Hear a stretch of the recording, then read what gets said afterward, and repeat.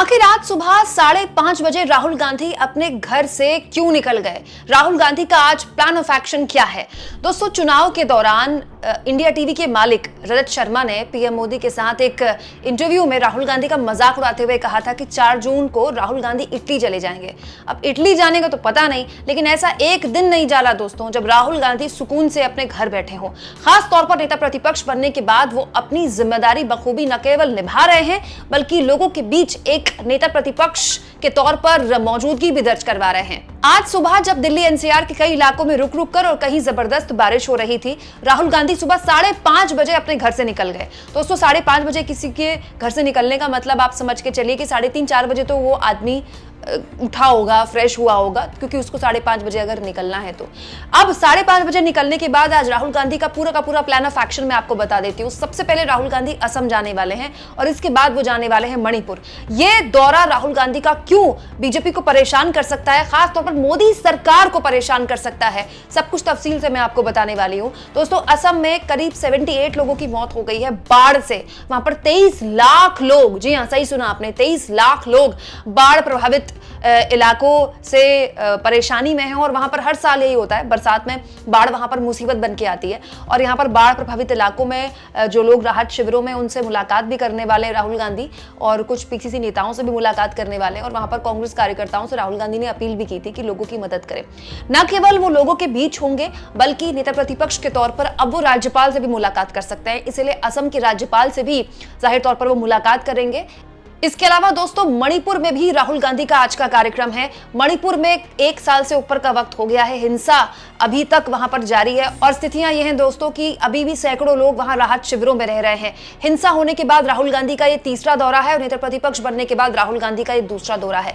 याद कीजिए, लोकसभा के अंदर जब राहुल गांधी ने अपना लंबा भाषण दिया था तो मणिपुर का मामला जब उन्होंने उठाया, जब मणिपुर को लेकर उन्होंने बात की, तो पूरे का पूरा बीजेपी जो लगातार शोर कर रही थी, हंगामा कर रही थी उनके भाषण में, मणिपुर का जिक्र करते ही सबके सब शांत हो गए। क्योंकि मणिपुर एक ऐसा मुद्दा है दोस्तों जिसका जवाब इस सरकार के पास नहीं है।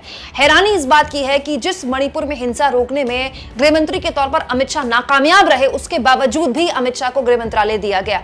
अमित शाह ने 2 बार मणिपुर का दौरा किया, उसके बावजूद भी मणिपुर में हालात नहीं सुलझा पाई ये सरकार। और महत्वपूर्ण इसलिए भी हो जाता है कि मणिपुर में खुद बीजेपी की सरकार है। मणिपुर को लेकर तो तब देश को पता चला जब उस शर्मनाक वीडियो के बारे में पूरे देश को पता चला। आप जानते हैं उसके बाद क्या कुछ हुआ था।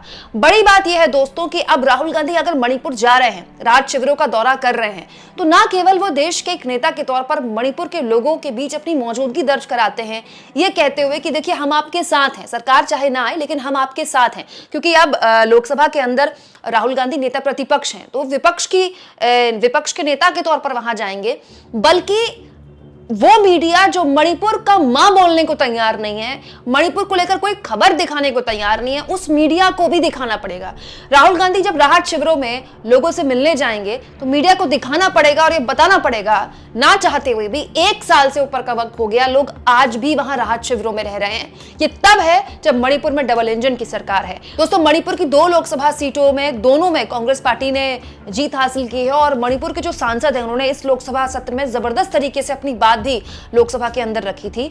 और इसी मुद्दे को लेकर पीएम मोदी के लोकसभा के भाषण का विपक्ष ने विरोध भी किया था कि मणिपुर के सांसद की तो कम से कम 1 मिनट के लिए आप बात सुन लीजिए। बड़ी बात यह है दोस्तों कि मणिपुर का मुद्दा जो राहुल गांधी लगातार संसद के अंदर, संसद के बाहर उठाते रहे हैं, आज नेता प्रतिपक्ष के तौर पर जब पहली बार वो जाएंगे तो क्या सरकार इस ओर ध्यान देगी? क्या सरकार पर एक प्रेशर बनाने की जोर आजमाइश होगी? और उससे भी महत्वपूर्ण दोस्तों, ये वही राहुल गांधी हैं जिनको पिछले 10 सालों में आप सोचे किस तरह से दरकिनार किया गया। अभी हाथरस में जो सत्संग के दौरान भगदड़ हुई थी, उन पीड़ितों से मुलाकात करने ही राहुल गांधी सुबह 5 बजे निकल गए थे। इसके अलावा अभी कुछ दिन पहले उन्होंने लोको पायलट से मुलाकात की, मजदूरों से मुलाकात की। आप कोई एक दिन उठा लीजिए, राहुल गांधी किसी एक दिन भी घर नहीं बैठे, लगातार वो लोगों के बीच हैं, हर दिन वो घर से निकल रहे हैं और किसी ना किसी समुदाय से या किसी न किसी समाज के बीच वो हैं और उनकी पीड़ा सुनने के लिए वो तत्पर हैं। बड़ा सवाल यह है दोस्तों कि राहुल गांधी जो 24/7 अवतार उनका आ गया है, जो पिछले 20 सालों में किसी ने नहीं सोचा था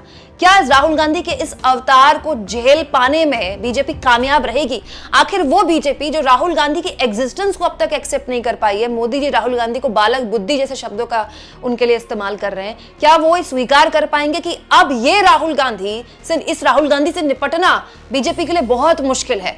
आप इस मुद्दे पर क्या सोचते हैं दोस्तों? कमेंट बॉक्स में जरूर लिखें और जितना हो सके चैनल को शेयर करें, सब्सक्राइब करें और थैंक्स और ज्वाइन के ऑप्शन से अगर आप चाहें तो कुछ आर्थिक मदद भी चैनल की जरूर करें।